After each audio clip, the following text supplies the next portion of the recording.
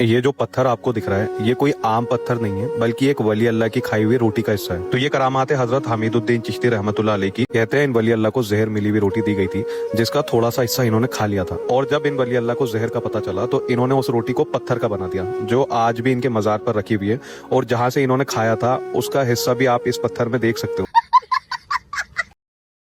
پہلی بات تو یہ ہے کہ اتنی موٹی روٹی کھاتا کون ہے؟ مطلب بابا جی کا منہ تھا یا پھر کوئی ہارویسٹنگ مشین تھی؟ اور دوسری بات یہ ہے کہ ان کو کھانے کے بعد پتہ چلا کہ روٹی کے اندر زہر تھا، اس سے پہلے یہ کرامت ظاہر نہیں ہوئی، اور یہ روٹی اس کے بعد پتھر بن گئی، کھانے کے بعد۔ مطلب آپ سوچیں کہ اگر کھانے سے پہلے یہ کرامت ظاہر ہو جاتی، بابا جی کو پتہ چل جاتا تو اس زہر سے شاید ان کی جان تو بچ جاتی۔ شاید پاسبل ہے کہ ان کے بابا جی کی کرامت کے سگنل یہاں پر دیر سے پہنچے ہوں۔ بے شرموں، کہانیاں کرانی ہوتی ہیں بت پرستوں کی طرح تو کوئی لاجیکل اور ڈھنگ کی تو کروایا کرو۔ جہنمی جہنمی جہنمی جہنمی۔ 7 ہجری میں غزوہ خیبر کے اندر یہودیوں کو جب شکست فاش ہوئی تو وہاں کی ایک یہودی عورت جس کا نام تھا زینب بنت حارث، جو کہ مرب کی بھتیجی تھی، اس نے آپ صلی اللہ علیہ وآلہ وسلم اور آپ کے صحابہ کرام سے بدلہ لینے کا منصوبہ بنایا، اور اس نے لوگوں سے پوچھا کہ رسول اللہ کو بکری کا کون سا حصہ یعنی گوشت کا کون سا حصہ زیادہ پسند ہے۔ لوگوں نے اسے بتایا کہ آپ کو دستی کا آگے کی ٹانگ کا گوشت بہت پسند ہے، تو اس نے ایک بکری ذبح کر کے اس کو بھونا، اور اس کے پورے گوشت کے اندر خاص طور پر اس دستی کے حصے کے اندر شدید قسم کا انتہائی خطرناک زہر ملا دیا۔ رسول اللہ صلی اللہ علیہ وآلہ وسلم نے دستی کا حصہ لیا، اس کا ایک نوالا چبایا، لیکن اس کو نگلا نہیں، جبکہ آپ صلی اللہ علیہ وآلہ وسلم کے ساتھ موجود صحابی جن کا نام تھا حضرت بشر بن برا بن معرور، انہوں نے اس کا ایک نوالا نگل بھی لیا اور اس کو کھا بھی لیا۔ اور اسی وقت اللہ تعالیٰ کی طرف سے گوشت کی ہڈی نے کلام کیا اور آپ صلی اللہ علیہ وآلہ وسلم کو معجزانہ طور پر بتا دیا کہ میرے اندر زہر موجود ہے۔ آپ صلی اللہ علیہ وآلہ وسلم نے فوراً سے اپنا ہاتھ روک لیا اور صحابہ سے فرمایا اپنا ہاتھ روک لو کیونکہ اس کے اندر زہر ہے۔ لیکن افسوس کہ بشر بن برا کیونکہ اس کو کھا چکے تھے تو اسی نوالے کی وجہ سے وہ موقع پر شہید ہو گئے۔ اب اس واقعے کے بعد رسول اللہ صلی اللہ علیہ وآلہ وسلم نے اس عورت کو بلا کر پوچھا کہ کیا تو نے اس کے اندر زہر ملا دیا تھا؟ تو نے ایسا کیوں کیا؟ تو اس نے جواب دیا کہ اگر آپ صرف ایک بادشاہ ہوتے یعنی دنیا داری سے آپ کو غرض ہوتی اور نبی نہ ہوتے تو ہمیں آپ سے نجات مل جاتی، اور اگر آپ واقعی سچے نبی ہیں تو اللہ آپ کو اطلاع دے دے گا غیب کے ذریعے، اور یہ زہر آپ کو نقصان نہیں پہنچائے گا۔ اب شروع میں تو آپ صلی اللہ علیہ وآلہ وسلم نے اپنی ذات کے لیے اس عورت کو معاف کر دیا، اس کو کچھ نہ کہا، لیکن جب حضرت بشر بن برا اس زہر کے اثر سے فوت ہو گئے تو قصاص کے بدلے کے طور پر اس عورت کو حضرت بشر کے ورثہ کے حوالے کر دیا، اور انہوں نے قصاص کے طور پر اس عورت کو قتل کر دیا۔ اپنی وفات کے وقت حضرت عائشہ صدیقہ رضی اللہ تعالیٰ عنہ سے آپ صلی اللہ علیہ وآلہ وسلم نے ارشاد فرمایا کہ اے عائشہ، خیبر کے دن جو زہر مجھے دیا گیا تھا اس کی تکلیف میں ابھی تک محسوس کرتا ہوں، اور مجھے ابھی بھی ایسا محسوس ہو رہا ہے جیسے اس زہر کے اثر سے میری رگے جان اندر سے کٹ رہی ہو۔ مطلب آپ سوچیں کہ اللہ تعالیٰ نے غیبی طور پر اس کو چکھنے کے بعد، منہ میں رکھنے کے بعد محمد رسول اللہ صلی اللہ علیہ وآلہ وسلم کو جو کہ نبی تھے اطلاع دی۔ اللہ کے نبی نے غیبی طور پر اس کو پتھر نہیں بنا دیا اس بکری کو، لیکن ان لوگوں کے مطابق ان کے بزرگوں کی کرامات اللہ کے نبی کے معجزے سے بھی بڑھ کر ہیں۔ اب پتہ نہیں ان بزرگوں کی آنکھوں سے سپر مین کی طرح کون سی ایسی لیزر لائٹ نکلتی ہے کہ روٹی بھی پتھر بن جاتی ہے۔ اور یار ویسے بھی آپ سوچیں کہ اس طرح کی کرامات کے اندر، سو کالڈ کرامات کے اندر دین کی کون سی خدمت ہے؟ مطلب ہم مسلمانوں کا کیا فائدہ ہے اس کے اندر؟ یہ تو صرف ایک سیدھا سادہ کھیل تماشا ہے ان لوگوں کے لیے جن کو یہ کھیل تماشا پسند ہے، اور دین ان کے لیے صرف ایک رسم اور تماشے سے زیادہ کوئی حیثیت نہیں رکھتا۔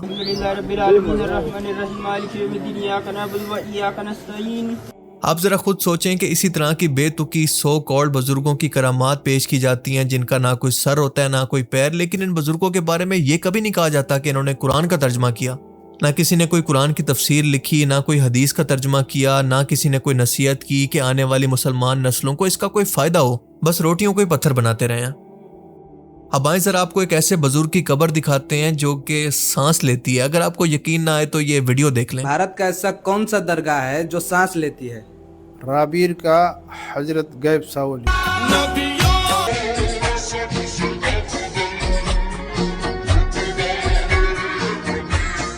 کوئی سینس ہے اس بات کی؟ آپ اچھی طرح سے جانتے ہیں کہ کوئی بھی بندہ مرنے کے بعد اپنی قبر کے اندر کم از کم 4 سے 6 فٹ نیچے دفن ہوتا ہے، وہ مر چکا ہوتا ہے، اس کی سانس بند ہو چکی ہوتی ہے، اسی لیے تو وہ مر چکا ہوتا ہے۔ پر ان کے مطابق ان کے بابا جی کی قبر کے اندر یعنی اوپر کے حصے کے اندر سانس لینے کی آواز آ رہی ہے، یعنی قبر باقاعدہ ہل رہی ہے۔ اب دیکھا جائے تو یہ بھی پاسبل ہے کہ قبر کے اندر شاید ان کی چھتر پریڈ ہو رہی ہو جس سے بچ کر وہ اوپر نکلنے کی کوشش کر رہے ہیں اور ان کو لگ رہا ہو کہ وہ سانس لے رہے ہیں۔ मतलब आप सोचें कि आज के दौर के अंदर भी इस तरह के गधे मौजूद हैं जो इस तरह के तमाशों पर यकीन करते हैं। सिर्फ कपड़ा हटाने की देर है, सारी करामात सामने आ जाएंगी जो कि इन्होंने छुपा कर रखी हुई हैं, क्योंकि इसके नीचे मशीन लगी हुई है। और दूसरी बात यह है कि अगर वो जिंदा है तो उसको बाहर निकाल लो ना, कब्र के अंदर क्यों रखा हुआ है, मदारी कहेंगे। अब तक आपने सिर्फ हिंदुओं को अपने भगवानों की मूर्तियों पर दूध चढ़ाकर वेस्ट करते हुए या फिर पानी में बहाते हुए देखा होगा, लेकिन आज मैं आपको दरबारों का नया स्टोरेज बॉक्स दिखाने जा रहा हूँ। जरा ये वीडियो देखें जिसके बारे में ये बताया जा रहा है कि ये एक बाबा जी के कदम मुबारक शरीफ प्रो मैक्स यहाँ पर लगे हुए हैं और इसी पाँव के निशान को दूध से धोकर बाद में लोगों के अंदर बरकत और शिफा के तौर पर तकसीम किया जाएगा। अस्तगफिरुल्लाह। अब जरा इसको देखें, इसको कोई और करामत नहीं मिली तो इसने उल्टे लटके हुए पत्थर के अंदर ही करामत ढूंढ लिया।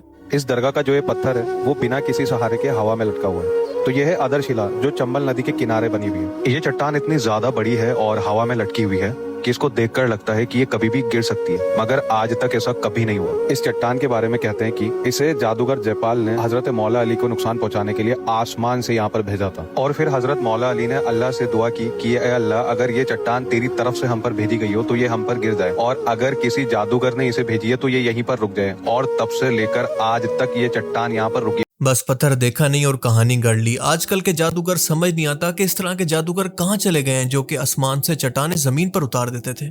और इस कहानी का रेफरेंस क्या है, कोई तारीखी हवाला ही दे दो, मतलब बिना सर पैर के कुछ भी बकवास करते रहते हैं। अगर ये चट्टान बिना सहारे के खड़ी है और ये कोई करामत है तो फिर ये बताओ कि ये गोल्डन रॉक क्या है जो कि बर्मा के अंदर इसी तरह से चोटी पर बिना किसी की टेक के या बिना किसी सहारे के खड़ी हुई है। और ये इतना भारी पत्थर अपने वजन के बावजूद भी चोटी से नीचे नहीं गिरता और इस पर सोने का पानी चढ़ाया गया है।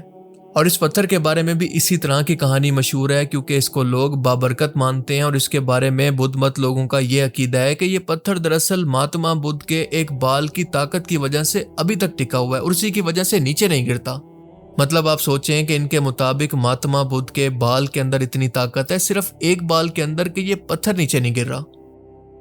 अब जरा ये पत्थर देखें जिसको कहते हैं कृष्णास बटर बॉल, और ये है इंडिया के अंदर। तो आप समझ ही चुके होंगे कि यहाँ के लोग इसके बारे में क्या अकीदा रखते होंगे। इनके मुताबिक इनके भगवान कृष्णा को बचपन के अंदर मक्खन यानी बटर बहुत पसंद था और वो अक्सर मक्खन चुराया करता था, यानी भगवान चोरी भी किया करता था। और ये पत्थर दरअसल मक्खन का एक गोला है जो कि कृष्णा के हाथ से गिर गया था और यहाँ पर आकर फ्रीज हो गया यानी जम गया। और ये वही मक्खन की बनी हुई बॉल है जो कि इस वक्त फ्रीज है, मतलब कुछ भी।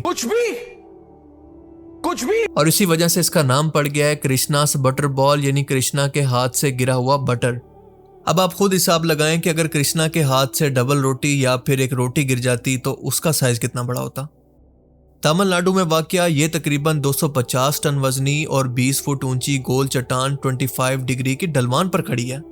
ये इतना वजनी है कि साल 1908 के अंदर अंग्रेज गवर्नर ने खौफ की वजह से कि ये कहीं नीचे गांव को गिरकर तबाह न कर दे 7 हाथियों की मदद से इसको हटाने की कोशिश की थी, लेकिन ये तमाम हाथी इसको 1 इंच तक भी नहीं हिला सके।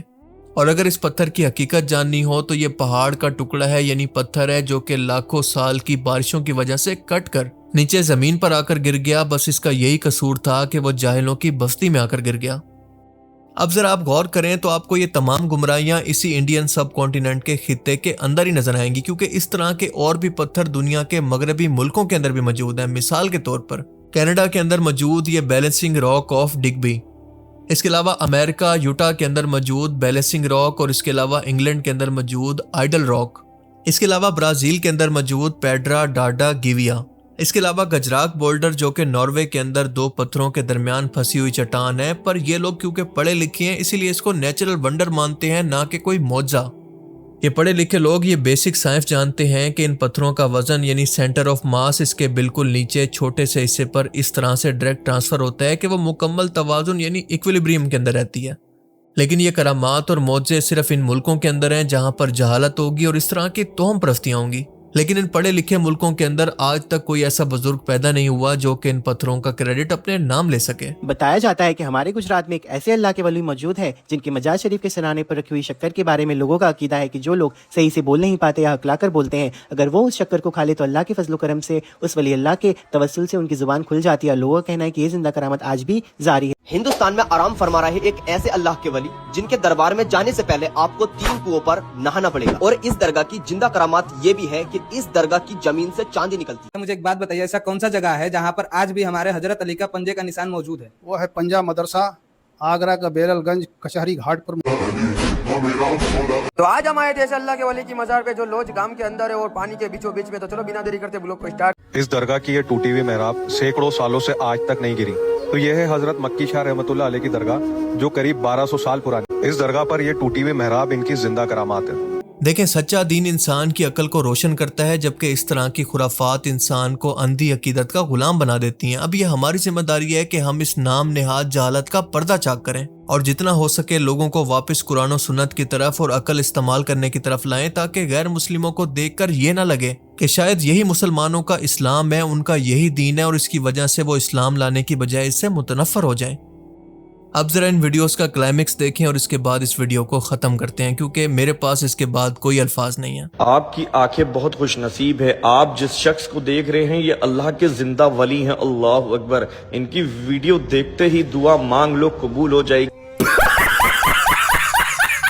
ختم، bye bye, tata, goodbye, گیا۔